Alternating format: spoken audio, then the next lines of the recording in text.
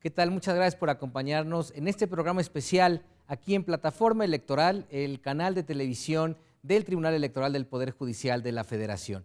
En esta ocasión nos acompaña el doctor Manuel Chávez Márquez, quien es profesor en la Michigan State University dentro de la Facultad de Comunicación y Periodismo y así como director del posgrado de la misma. Muchísimas gracias, Manuel. Esta es tu casa. Bienvenido.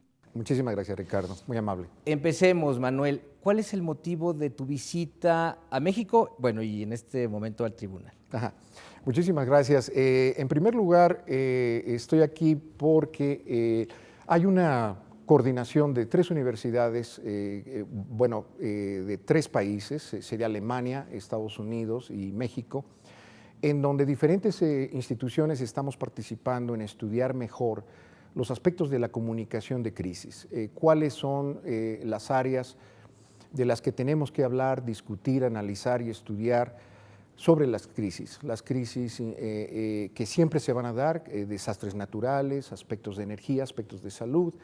Y en este caso, este año, la próxima semana, el lunes y martes, el CISAN, el Centro de Investigaciones sobre América del Norte de la UNAM, está precisamente siendo la sede de la segunda reunión que estamos teniendo. Y en esta ocasión estamos invitando a distinguidos funcionarios, miembros de los sectores gubernamentales, privados y del sector social, para que nos acompañen precisamente a analizar este aspecto tan importante de la comunicación de crisis. El próximo año será en Michigan y desde luego estarán todos ustedes invitados. Y desde luego estamos aquí porque gentilmente el tribunal, a través del magistrado González Oropesa, aceptó la invitación para poder presentar las condiciones de crisis en el caso del Poder Judicial, específicamente del Tribunal Electoral. Entendemos que él va a participar en este evento tan importante la siguiente semana.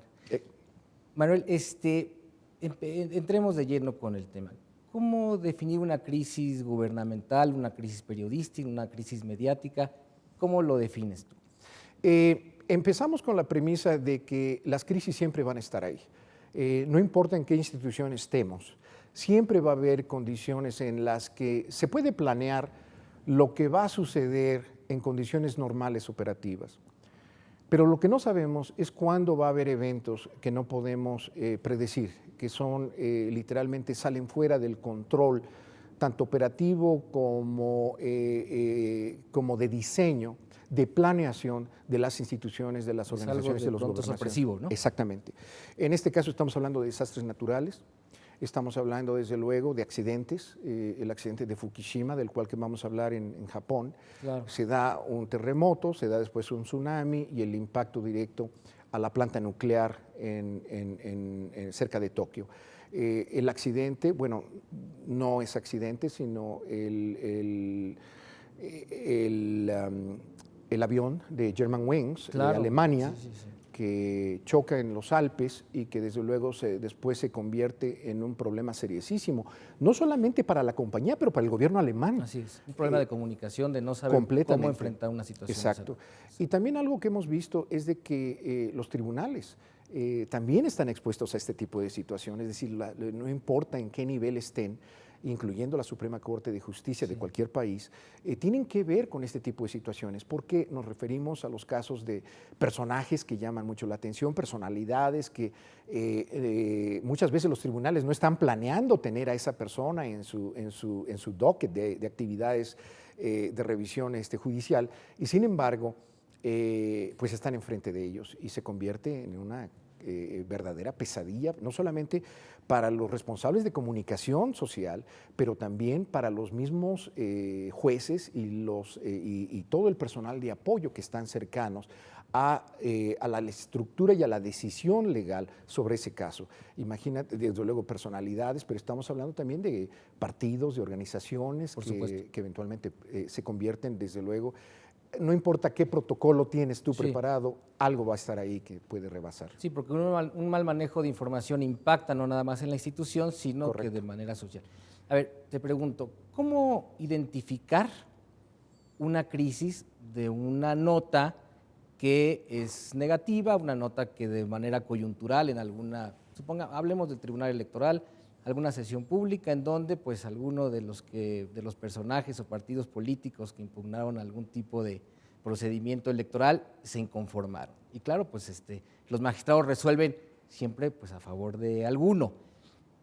Que no sea crisis y que sea solamente una nota, que en ese momento, pues sí, te va a complicar, va a ser una nota que va a requerir de una estrategia quizá para responder, pero no es una crisis. ¿Cómo identificar la diferencia? Entiendo que es un terreno muy delgado y estamos ahí en las partes limítrofes, pero ¿cómo se puede identificar?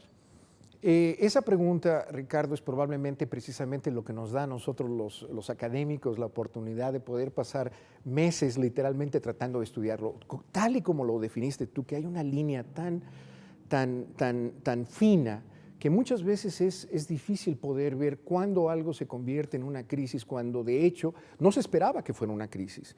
Y en qué momento, y este forma parte de la primera pregunta, es el hecho de cómo los medios califican ciertos eventos como crisis o no.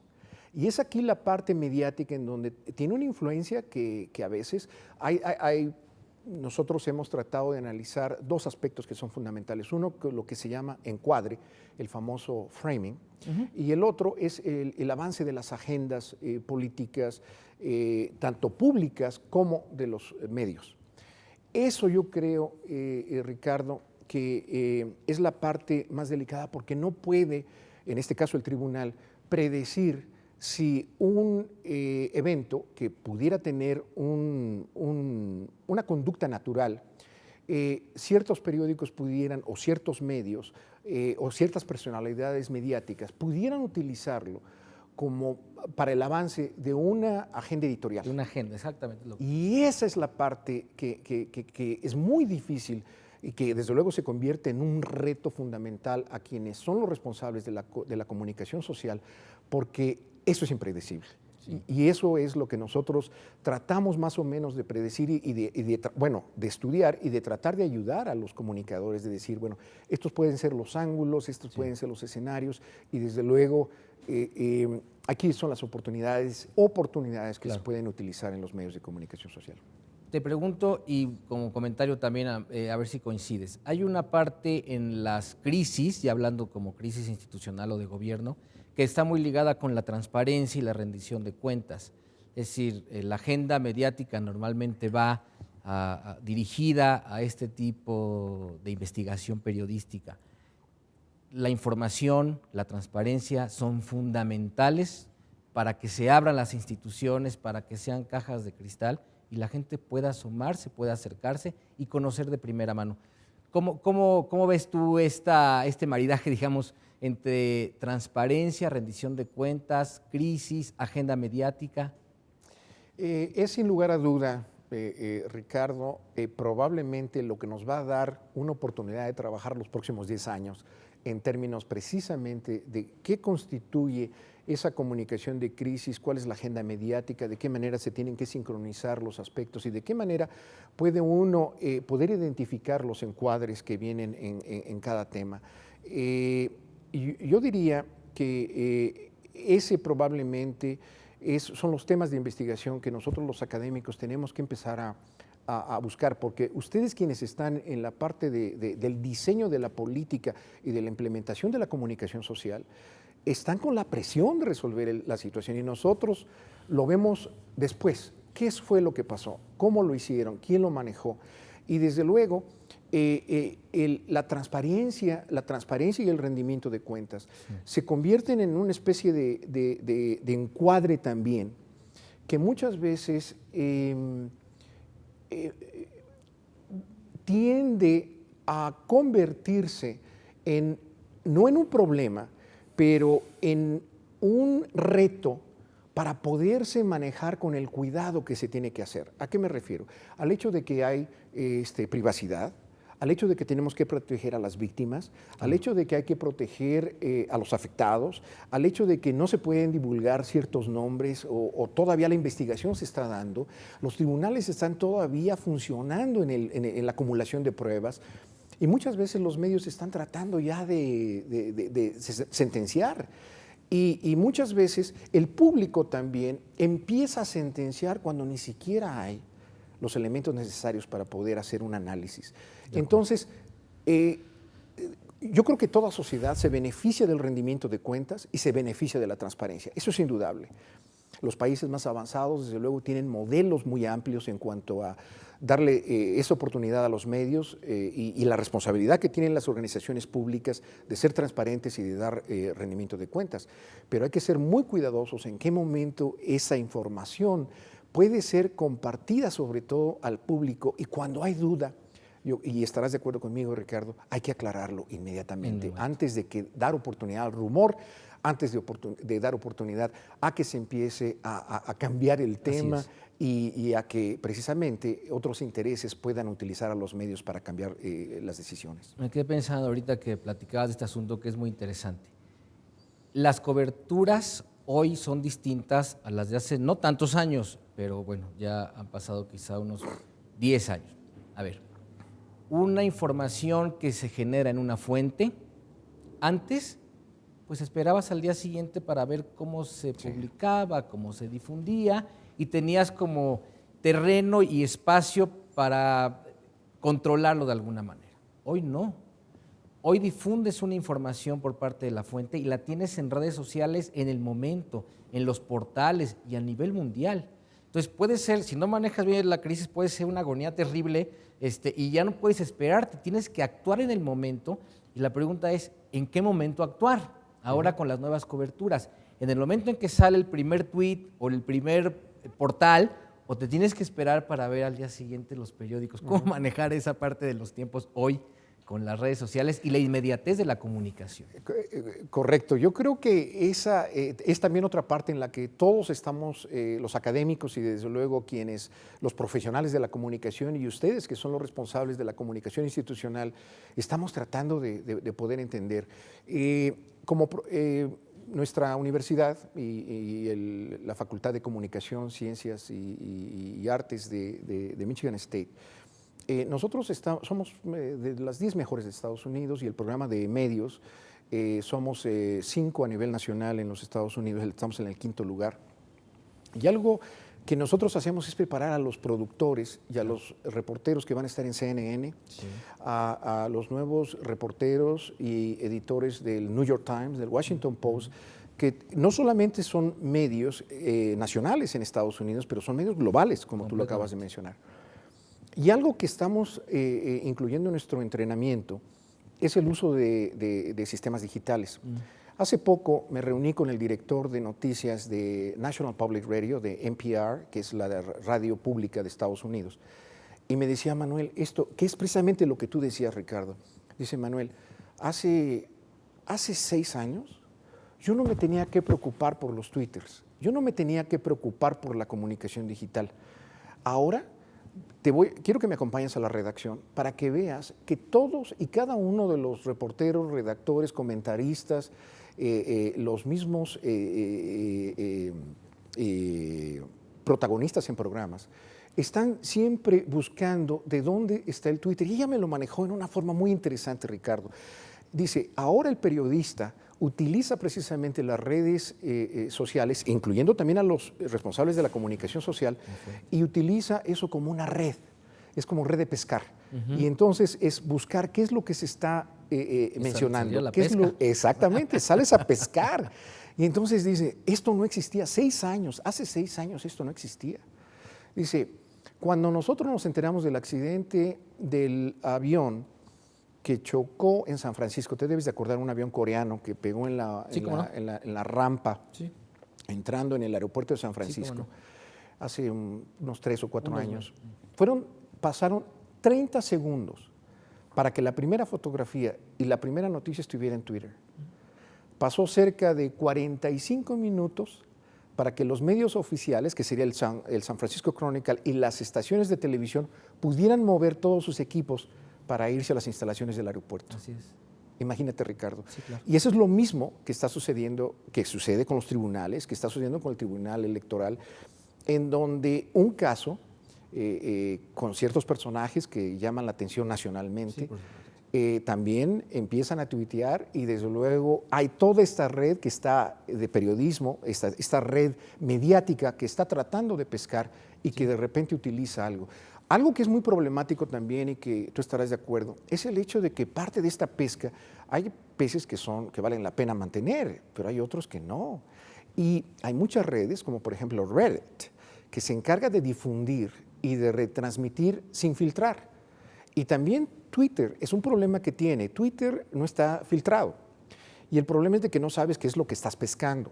Y esa es una parte en donde cuando vemos esto, por ejemplo, con el Departamento de Estado de Estados Unidos, y lo hemos visto también con la Secretaría de Relaciones Exteriores, es el hecho de que ya tienen que contratar a personas que se dedican a eso precisamente dentro de las áreas de comunicación social, que van a pescar y que están midiendo qué es lo que está sucediendo. ¿Cuál es la imagen de México? ¿Cuál es la imagen del tribunal a nivel global? ¿Qué es lo que está sucediendo que se escapa un poco de lo que está sucediendo en el día a día de los aconteceres diarios aquí en el Tribunal Electoral? También es un riesgo. Recuerdo alguna frase de Humberto Eco hablando de la anarquía de la información con el Internet. Correcto. Y me da la impresión de que muchas veces también eso es una herramienta cómoda que obliga, o no obliga, o por lo menos orilla a algunos periodistas a perder cierto rigor periodístico. Correcto. Las piezas periodísticas que leemos, que escuchamos, que vemos, muchas veces ya van quizá descafeinadas en algunos casos, no llevan ese rigor, ese análisis. Eso también complica mucho que la crisis pues vaya creciendo como una bola de nieve, ¿no crees? Correcto. Incluso cuando los medios digitales han ya participado en difundir lo que es o no es el hecho real, se convierte en un verdadero problema porque no sabes cuál es el filtro y después buscar y poder entender dónde se generó la noticia o la información y cómo fue manejada en los diferentes puntos, es un verdadero reto. Ese rastreo es muy complicado. Complicadísimo. Haces un seguimiento mediático, pero revisar el origen, no. Correcto. Otro ejemplo, por ejemplo, fue lo que le sucedió a la línea aérea de Malasia. Malaysia Airlines. Sí, hombre, tanto tiempo sin tener información. Y desde luego en un país como Malasia, donde tenían la información, pues estaba controlada por sus sistemas tradicionales de información, como tú lo mencionabas, y que de repente se ven rebasados y después con información incompleta, con información sesgada, y como tú decías, ya descafeinada en muchas ocasiones. Y claro, los medios internacionales no sabían mucho, porque desde luego estaban en el otro lado del mundo y estaban buscando lo que encontraban dentro de las redes sociales para difundirla. Y desde luego ya hay protocolos dentro de las grandes cadenas internacionales, me refiero a BBC, a CNN, a las cadenas internacionales de noticias, a Reuters, a el mismo New York Times, a EFE, en donde ponen el rigor de que si no puedes comprobar esa información que se pasó de Twitter, no la puedes pasar. No la puedes y no la debes de pasar. Es una irresponsabilidad. Y claro, es una irresponsabilidad. Y desde luego, el ejemplo de lo que sucedió durante los ataques terroristas en Boston hace 3 años, que CNN utilizó información de redes sociales que no estaba bien checada y se convirtió en una pesadilla donde la credibilidad de CNN se fue cerca de 25 puntos durante esa semana que ellos estuvieron cubriendo el evento en Boston. ¿Cómo atender una crisis mediática? Es decir, tenemos algunos elementos que ya conocemos en las áreas de comunicación social y los propios medios. Puedes hacer una carta desmintiendo, una carta aclarando, una conferencia de prensa. Sé que la respuesta inmediata es, pues depende del tamaño de la crisis, pero ¿cuál sería la ruta, cuál sería esta evaluación que se debe de hacer para poder utilizar de estas herramientas, de estos ya productos, digamos, probados? ¿Cuál utilizar para tratar de ir aminorando la crisis? En primer lugar, efectivamente, es evaluar la dimensión del caso. Cada caso es completamente único y a veces hay algunos padrones que puedes utilizar, pero en realidad cada caso es único y lo que siempre hemos recomendado es el hecho de que se proyecte cuáles son los escenarios que se pueden dar en ese caso. Y bajo cada uno de los escenarios tener un protocolo de comunicación para cada uno de los escenarios. ¿Cuál es el escenario más posible, el escenario secundario y el escenario en caso de que no pueda ser controlado? Y medir el impacto que puede tener cada uno de ellos. Exactamente. Y a partir de eso, diseñar el modelo. Y además este modelo tiene que diseñarse digamos, en el momento en que se está dando la crisis, poderla calibrar y después determinar qué es lo mejor. Una conferencia de prensa, invitar a quienes son los responsables que van a tomar la decisión y desde luego algo que nosotros hemos recomendado, nosotros hemos trabajado muy de cerca con Tim Combs, que es, digamos, uno de los padres de la comunicación de crisis, que está en la Universidad de Florida. Y él me mencionaba algo muy interesante, dice, Manuel, no, sin lugar a dudas, es aquí donde la preparación y donde el calibre y la capacidad de los responsables de la comunicación, en este caso comunicación social, tienen que ajustar todos esos esquemas, recursos y su disponibilidad para tener flexibilidad e inmediatamente enfrentar a los medios. ¿Y a cuáles medios, Ricardo? A los medios que están acreditados, a los medios que tienen más credibilidad y a los medios que tienen más influencia. Claro. Que no puedes caer en el caso de, sí, claro, puedes mandar el tweet inmediatamente clarificando y inmediatamente avisando que se va a dar una conferencia de prensa a las 11 de la mañana para que en ese momento se pueda clarificar. Inmediatamente llamando a las fuentes que están conectadas directamente con las áreas, ya sea con la corporación, con las áreas gubernamentales o con el sector social, llamar a los periodistas que están en la red, llamar a los editores, inmediatamente aclarar, porque nada, y tú lo sabes, Ricardo, nada es más dañino que dejar que el rumor siga creciendo. Sí, claro, silencio. Y en ese momento hay que empezar a dar la cara y simplemente aclarando que después se va a dar más información para aclarar lo que está sucediendo, es suficiente. No necesita uno entrar en los detalles, sino simplemente decir, estamos aclarando, no podemos tener ahorita todavía una determinación, pero aclarando. Eso es lo que la gente y el público quiere saber. Porque la primera nota es, reaccionó la institución. Correcto. Sí, se dieron cuenta de la situación y ya reaccionaron. Ese es un primer elemento informativo que se valora y después ya viene el contenido. Te quiero hacer una pregunta y quiero que seas muy honesto en tu respuesta. Te lo digo porque estás en el tribunal. ¿Qué opinas, Manuel, de los medios institucionales? Te lo comento rápido. Aquí en el tribunal lo platicábamos hace un momento. Tenemos medios institucionales que han sido, digamos, útiles para la ciudadanía, para los medios de comunicación, como tú puedes ver este espacio en el que estamos grabando, es un foro. Y para los académicos. Y para los académicos, somos generadores de contenido, así nos hemos definido. Este espacio hacemos 14 programas de televisión y sí atendemos demandas informativas con los magistrados, con funcionarios, tenemos cápsulas informativas en los procesos electorales y buscamos siempre estar legitimados ante la sociedad. Claro, somos medio institucional, sí me explico, o sea, es como el boletín, pero con los recursos televisión, radio. ¿Tú qué opinas de los medios institucionales como el que ahora lo estás apoyando en estar? Yo creo que siempre que estoy en una...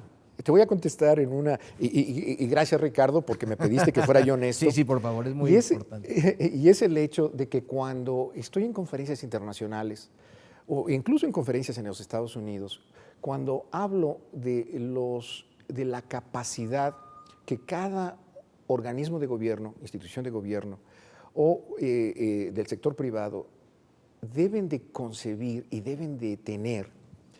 Generalmente utilizo el modelo que tiene de comunicación social como el que ustedes tienen, el que tú diriges aquí en el tribunal, que lo conozco.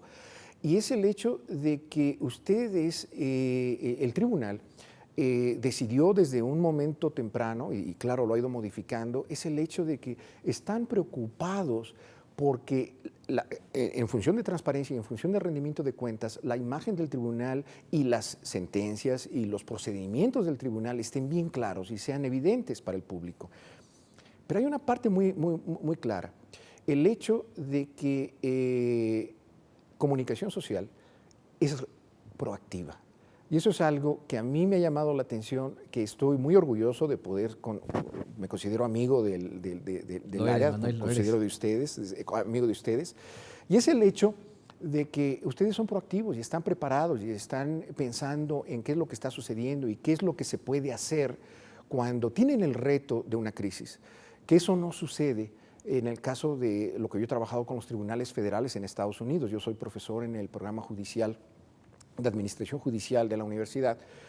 Y uno de los problemas es de que convencer a los jueces en Estados Unidos, por ejemplo, de tener atención a casos de lo que se llama el alto perfil, es una pesadilla.